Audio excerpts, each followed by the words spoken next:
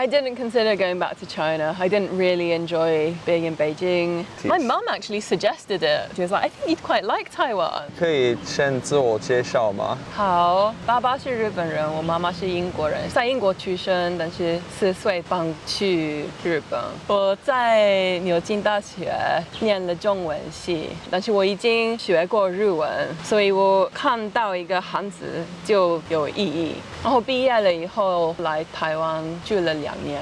Can I go back to like when I was 12, we went to England and everyone was white. I did like history as one of my 3 subjects. It's all like very centered on American and European history. That got me kind of angry. There's this whole world and we're not looking at it from any other perspective. I guess that's partly why I thought maybe I need to like specialize in China. Some of the teachers at my school, when I told them I was applying for Chinese studies, they'd roll their eyes at me or be like, why are you doing that? I mean, in 2009, how can you think that Chinese wasn't going to be useful? That was like peak. Yeah, it was just after the Olympics. Do you think they would have that Maybe same reaction of like French? Definitely not. I don't think anyone had ever chosen to do Chinese studies from my school before. Oh, whoa. How did your parents react to that? Like, were they supportive? My mum is kind of just like, do whatever you want. My dad just stoked I got into Oxford. What was it like being at Oxford, just the vibe? Everyone has this impression, at least I do, of some sort of Hogwarts. It was a bit like that. It was kind of crazy. So when I think about some of the stuff that happened, it's like, really? There's a lot of wealthy people. There would be like formal dinners every week, be like 5-course meal and you had to wear your gown. Just the architecture. You can just have a normal event, but just being in one of those buildings is grand. Yeah. We had to wear gowns for our exams. I mean, part of that was pretty fun. You know, you feel like you're getting up and like going somewhere important. Yeah. I felt like I was treading water, especially the first couple of years. I didn't really do anything outside of studying, just getting all the characters. Oh, you actually had to learn how to write. Oh, yeah. Hell yeah. Yeah. We did not talk about Taiwan at Oxford. No Taiwan in Oxford? No Taiwan. No, our history stopped at kind of like maybe not post 49. A huge portion of it was classical Chinese. Modern Chinese was like 2 out of 12 modules, I think. When I started, I was like, dude, we're spending so much time studying classical. Like, this is so pointless. Like, it's not a living language. But it became my favorite part of the course. Partly the poetry, like from the Song dynasty, were just like so beautiful. Reading them in the original classical Chinese is just like incomparable to a translation. One character in Chinese can just carry so much meaning and conjure so much, which in English is just like a word. And then right at the very last thing we studied was Zhuangzi. And that was like, oh, I'm so glad I studied Chinese. How they structure it in Chinese, it's very like logical, kind of bring out the paradox.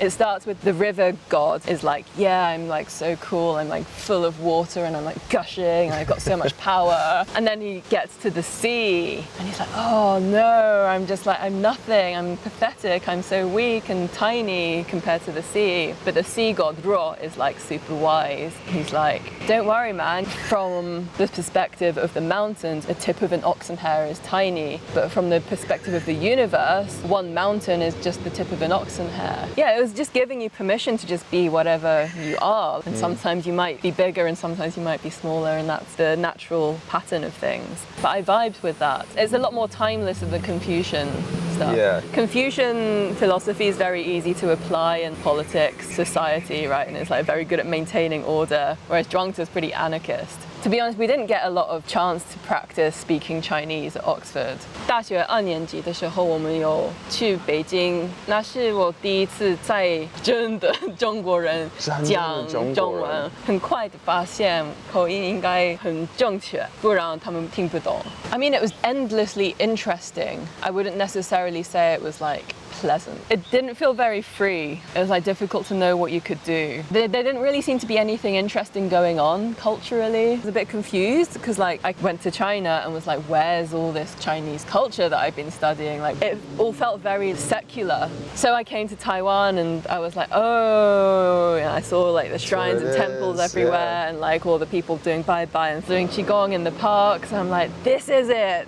This is the China that I studied. Although obviously also with like the Yuanjumin, Western Yes. Japanese, of course. Taiwanese people still hold Japan in high esteem. Yeah, that's very interesting to me because like Japan didn't treat, definitely not the Aboriginal people, well at all. Teach. My mum actually suggested it. She was suggested like, coming here? Yeah, because she'd been here on the work a few times and she was like, I think you'd quite like Taiwan. How was life? It was amazing. 我来台湾很开心有讲中文的机会。对啊。我很喜欢讲中文，不一样的自己会出来。You know, when I'm in Japan, I feel like I need to try and be Japanese. When I'm in England, I feel like I need to try and be English. So in Taiwan, that pressure was off. I was obviously foreign. Yeah. And I felt really free here. There's this kind of forgiveness in the air here. In the West, we have a weird relationship with our bodies. Yeah, it's the way that you move and carry yourself. There's a certain way you do it. Yeah, and Otherwise anything else is considered subversive.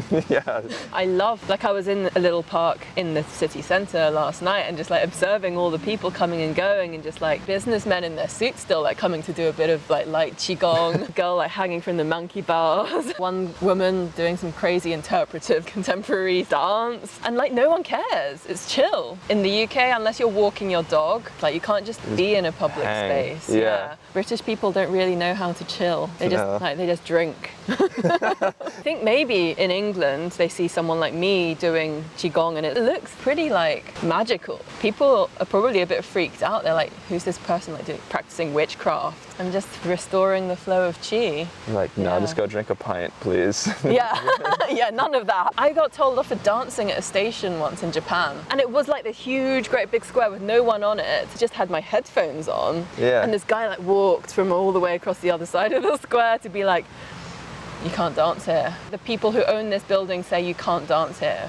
Yeah. Whereas here, like Chiang Kai-shek, Everyone's practicing dancing. And even though Taiwan's very busy, there is an undertone of the Dao, Longshan. You love going to Longshan. I love going to Longshan. Yeah, every time I've been, there's like people chanting. Feels like a very alive temple. And the offering, just like aesthetically, like all the orchids. Yeah, quite colorful. That one Yeah, in which is particular. very different from Japanese temples, which are just like tatami Austere. floors, Yeah. dark.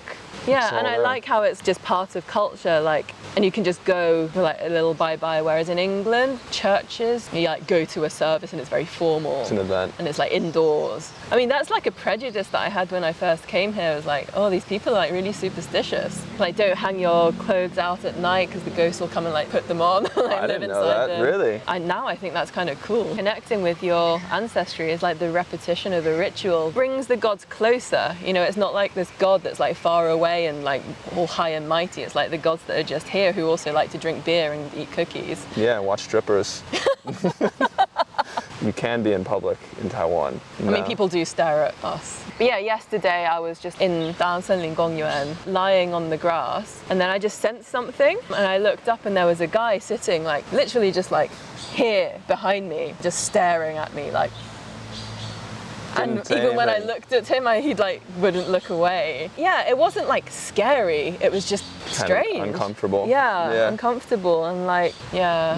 I've been followed here and Japan, not in England. I guess you also said before that you had an interesting experience with a Taiwanese guy. So we met when he had a girlfriend, but then the next time I saw him, he was like, I've broken up with my girlfriend. And you know, I thought he was cool, but I wasn't attracted to him. And then Yeah. he was like just coming over to my place and like taking me places. And I was like, you know, that it's cool. I'm like happy to hang out. But there came a point where I was like, oh wait, does he think we're dating? I think it's only coming back this time actually, having been in English culture for like 5 years, that I've noticed there are certain kind of cultural behaviors that imply a certain type of relationship. In Taiwan, Certain rules. it seems to be very much like act of service. If you like someone, you like go out of your way to like help them with stuff. When there was this dynamic, I would feel no attraction, but they would be very interested and kind of pursue me. And I don't know if it was to do with my foreignness. Just foreign enough. Gang hao,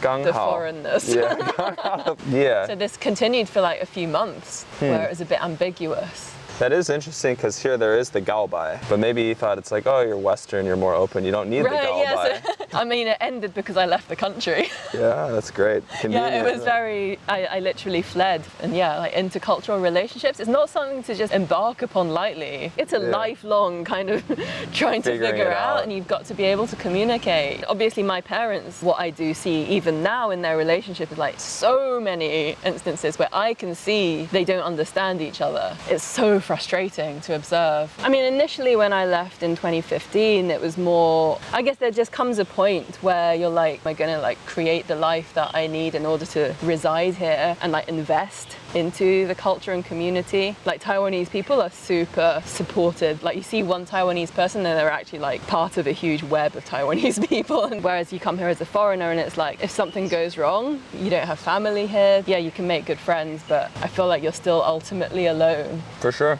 Yeah, I try not to think about nothing's gonna unless I could find a way that I could like really contribute to Taiwanese society. I felt like I didn't have much of a right to be here. Yeah. There was definitely a discomfort with this kind of two-tier wage system, and it's not my country, and yet I'm having a better standard of living than the local people. Like that just felt a little like colonial. I don't know, it's just kind of a fact of the world, isn't it? English is dominant language globally, and they especially want to learn it here more so than other places. Like Japan doesn't care about learning English at all. They don't care at all. No, Japanese people can't speak English, but I guess it matters more for Taiwan. Yeah, they need to like prove themselves in the global stage and like be seen and yeah, be taken seriously. And that again is like quite uncomfortable for me, because it's like, why can't they be respected as a nation just for being exactly what they are and like for all the assets that they have anyway, without having to like conform to Western standards? There has been this trend in Taiwanese education to partially move away from classical Chinese. Potentially it's a flashpoint now because